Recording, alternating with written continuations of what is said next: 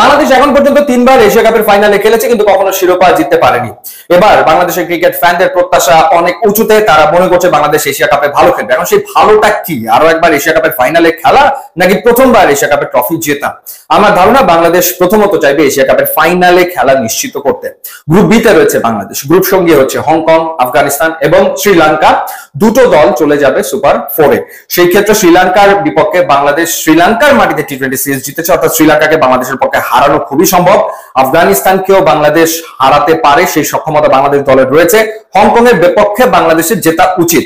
Super four যদি বাংলাদেশের নিশ্চিত হয়, সেই ক্ষেত্রে বাংলাদেশ আরো 3টা ম্যাচ খেলবে। গ্রুপ এ থেকে আমরা ধরে নিতে পারি ইন্ডিয়া এবং পাকিস্তান আসবে সুপার ফোরে, আর বাংলাদেশের গ্রুপ থেকে বাংলাদেশের পাশাপাশি শ্রীলঙ্কা অথবা আফগানিস্তান হয়তো কোয়ালিফাই করবে। সেই ক্ষেত্রে বাংলাদেশকে আরো অন্তত 2টো ম্যাচ জিততে হবে। পাকিস্তানের বিপক্ষে বাংলাদেশ ঘরের মাটিতে টি-20 সিরিজ জিতেছে, সুতরাং পাকিস্তানকে হারানোর সক্ষমতা বাংলাদেশ আসলে রাখে। ইন্ডিয়ার বিপক্ষে বাংলাদেশ ভালো ফাইট করে ম্যাচ জিততে পারে, যদি ইন্ডিয়া টিমটা দুর্দান্ত ব্যালেন্সড, বেশ শক্তিশালী, কিছুটা ইনএক্সপিরিয়েন্সড, তারপরেও তারা টুর্নামেন্টের হট ফেভারিট, এটা নিয়ে তো কোনো সন্দেহ আসলে নাই। তো সেই ক্ষেত্রে যদি পাকিস্তানের বিপক্ষে বাংলাদেশ জেতে, আর বাংলাদেশের গ্রুপ সঙ্গী হয়ে সুপার ফোরে যে দলটা যাবে আফগানিস্তান অথবা শ্রীলঙ্কা, তাদের বিপক্ষে জিতলে বাংলাদেশের চান্স থাকবে ফাইনালে খেলা। এখন সাফল্য পেতে গেলে 3টা ব্যাপার জরুরি। নাম্বার 1 হচ্ছে টিম কম্বিনেশন, নাম্বার 2 হচ্ছে টিমের প্রিপারেশন, আর নাম্বার 3 হচ্ছে এক্সিকিউশন। প্রথমত যে কম্বিনেশন করা হয়েছে সেটা দারুণ, অর্থাৎ বাংলাদেশের স্কোয়াডে ডেপথ আছে, বিভিন্ন রকমের কম্বিনেশন নিয়ে বাংলাদেশ মাঠে নামতে পারে।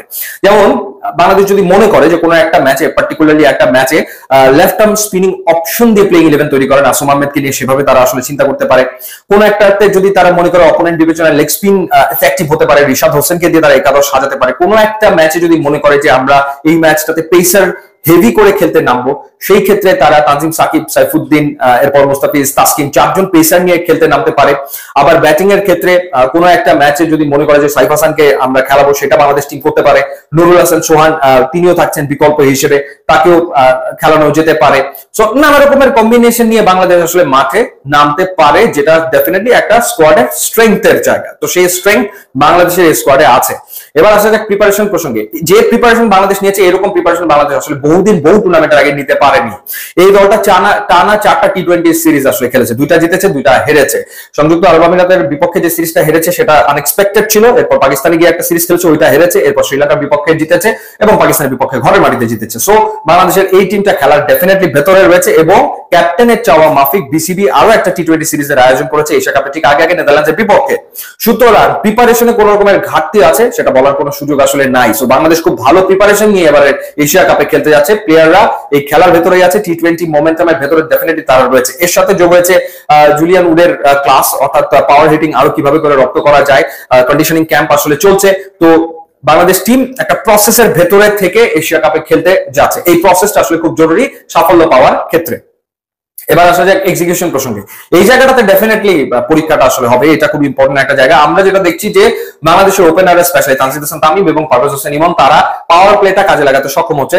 কেউ না কেউ পাওয়ার প্লেতে আসলে রান করছে। বাংলাদেশ একটা মোটামুটি হেলদি রান রেট পাওয়ার প্লেতে ম্যানেজ করে যেতে পারছে। যদিও গ্রুপ পর্বের খেলাগুলো হবে আবুধাবিতে, যেখানে উইকেট তুলনামূলক হয়তো একটু স্লো থাকতে পারে, সেখানে হয়তো 200 স্কোর হবে না, 150 170 রান হয়তো সেখানে হবে। তো সেই ক্ষেত্রে ক্যালকুলেটেড ব্যাটিং করাটা ভীষণ রকম জরুরি হবে।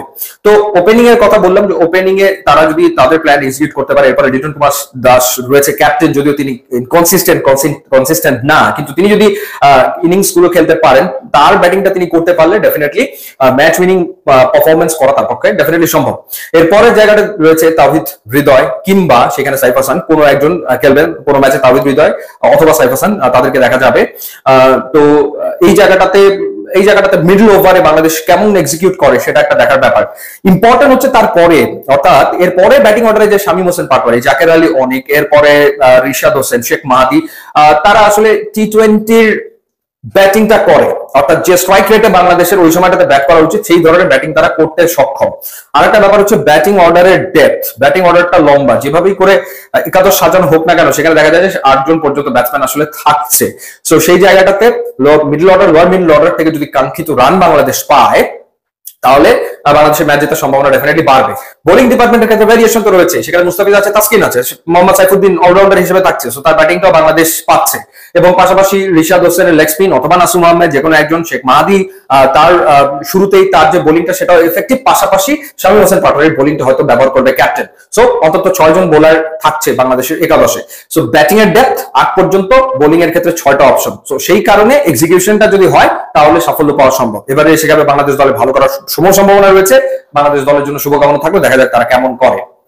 ইউটিউব ইনস্টাগ্রাম লিঙ্ক আছে, যোগ দিলে খুবই খুশি হবে। Thanks for watching.